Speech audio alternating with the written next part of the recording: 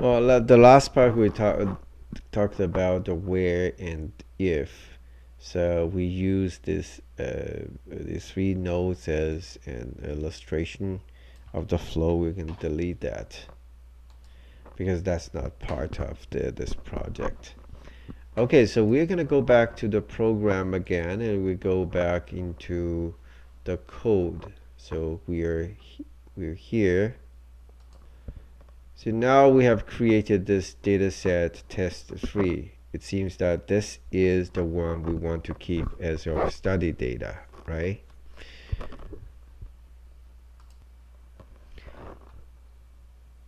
So we have defined here that we want to have the data between this date range, and that's what we want to have.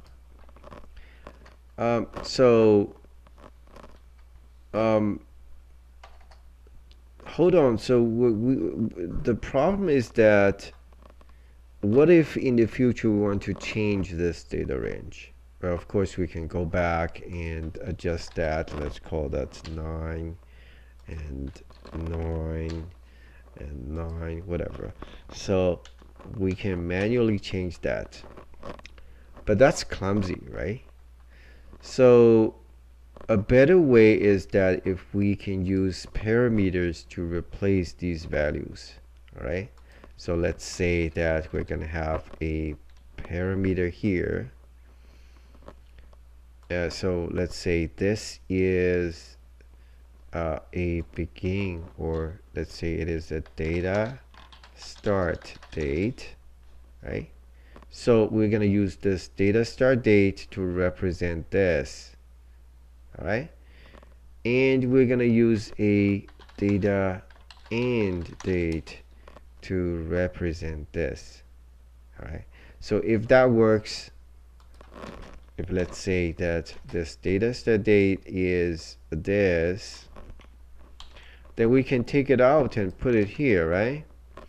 And we can likewise we can take out this and put it here. So all of these statements should end with a semicolon, right? And now we can use the parameters, the parameters to represent an actual date. So the good thing is that now we're flexible. We only have to change the dates here, and the change will be applied accordingly, right? The only thing is that in SAS, for these parameters, we're gonna have a special symbol to represent it. So we put in an amp sign before that, all right? So we're also gonna put an and sign before that. So that is to represent that this is a parameter. So for this parameter, we have a special name. It is called macro. It is called macro variables.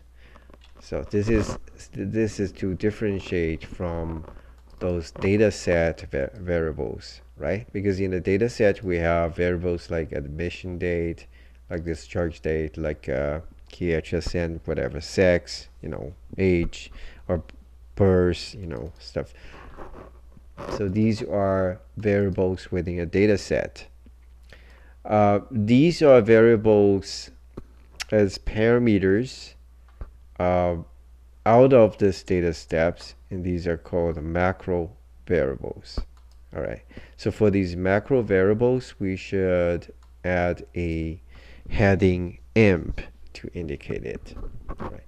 So for the same, we can replace this with the data start date, and this with the data end date. Okay. All right. So and also to assign a value to this macro variable, we should put a let before. So basically it means that let data start date is be this value, let data end date be this value. And because these are macro statements, we're gonna put a percentage symbol before this let. This is to indicate that this is a macro statement. All right. So now, as before, we've talked about the data statement, which is to create a data. We've talked about the proc statement, which you're going to run a program and produce something. And now we have another kind of statement, which is called a, sorry, I already wrote it here. It is called macro statement. All right, the macro statement. So we're going to talk this one later. Anyway.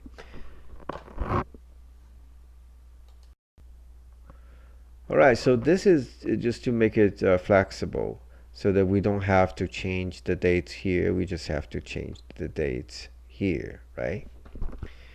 And actually these kind of statement, which is called a macro statements, and these kind of macro variables can be used across different programs or nodes. So actually we can move this part. We can cut, move this part into the settings. We can put it here. All right. So why we would like to put it here? Because now we can put all the settings together in this setting node or setting program, right? So like this part is to define locations, right? And then we can have this part is called define dates and macro variables, right? And before that we can even have a statement that's called a global this and this. So basically, sorry, global. I shouldn't say local. It should be global. So basically, it means that I want to tell SAS that these two variables are global variables. So it applies to all the programs. It can be used in any of the programs. And I'm going to assign the values to that, right? So that's how it works. Yeah.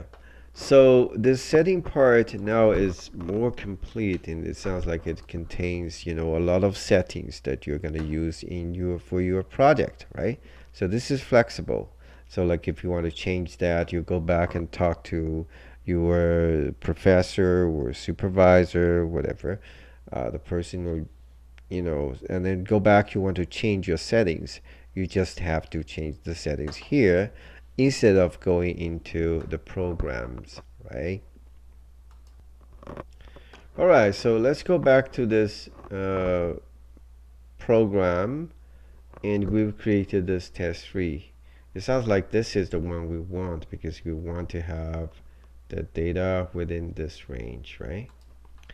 But remember that this test 3 along with test 2 and 1 are actually in this work directory. And work is a temporary directory, and once SAS is closed, these data sets are gone. So we want to save this data into a permanent place. But we don't want to save into S because S is for source data, right? So here what we can do is that we can define another library. We call it T for results, and we're gonna point it to the results. Remember that in the folders, we have a folder called results, right? So if we right click and have the property, we will get its physical location. So we're just gonna put the physical location here, and we will, let's just call it T. It sounds for target. It stands for target. Usually I'm gonna call that T. I'm gonna run this, and it's down there, was successfully uh, assigned. Then if I go to this library, now I have a T, right? I have a T folder. Alright, so I am going to create a data set called data hospital, and it is based on test 3, right? And the data set will be put in the T library, which is here. Alright, so I'm gonna run this.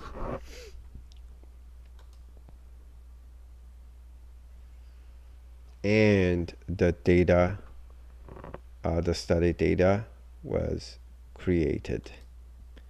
Okay, so let's go back and let's put a comment there and say save the data,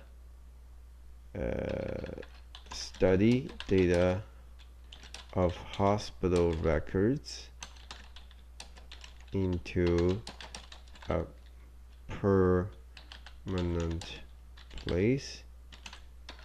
Okay, just gonna put it here. And again, for this library definition, we can put it back into that settings file, right? So the settings file, some of so one of the sections is to define this, the other is to define the variables. We're gonna put it there and save it. All right, so now coming back for this code, you know, it's well organized. So we have this test tree, and eventually we have this data set in a permanent place, right? So after this permanent place, what we should do is that it's a good habit to delete these test files, because these files are temporary. Well, despite that, when you close the SAS application, these data are going to be deleted. But so before you close that, you may have a lot of operations, right? So it's going to have a lot of temporary data sets, and sometimes it is annoying. So it's better to clean that, to delete them. So there are many ways to delete a data set. I prefer this one. I prefer to have this, again, it is called the data sets. So we are not familiar, right? We have a run inside. And this time, instead of contents, I'm going to say delete. So this is going to delete the data set. And I can say test1 to delete the test1. All right. So I don't have to put a work here, but it's nothing wrong if you put a work here. Anyway, it's the same. So it's going to delete the data set in work. Let's check it out. All right, so basically, you know, by having this, well, if I only see these two tables, I kind of have the sense that something was wrong. Then I check the log file, it says no. So this is not the right syntax, and it's wrong. All right. So again, the problem is that I should put a data here. So you see that log is very important and very helpful. You should check that from time to time.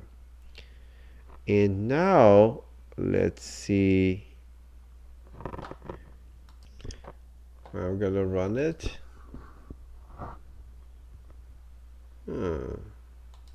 Again, it is wrong. It says no, that's not the correct way. So what happened here? Okay, I know. So actually, uh, this part should be good. For this delete, I don't have to say data, but instead of say work.this, I should say library or lib equals to work and delete test. I'm pretty sure that this time it is correct. Check the log file. It is good. So that file is deleted. Well, so you will see that in this data set, actually, for different statements, you might apply different syntax. You might have to look it up by Google it, by looking into look it up in the SAS website, or by look up into the little SAS book. But anyways, this is just an example to show you that the syntax may change. You have to try for multiple times, but log will be your friend to help you. Okay, anyways, we still have two other files that are test2 and test3. These are all intermediate files that are not useful, and we should delete that, right? So I'm gonna say that proc datasets again, but this time, because it is the in the work directory, I won't specify the library. I'll just leave it blank. So I'm gonna say delete test, but this time I want to delete both test 2 and 3 at the same time. So what I can do is I add a column after that. So basically that column means that delete any of the data sets within this work directory begins with test, right? So that's how we're gonna delete multiple data sets if given that they have the same beginning.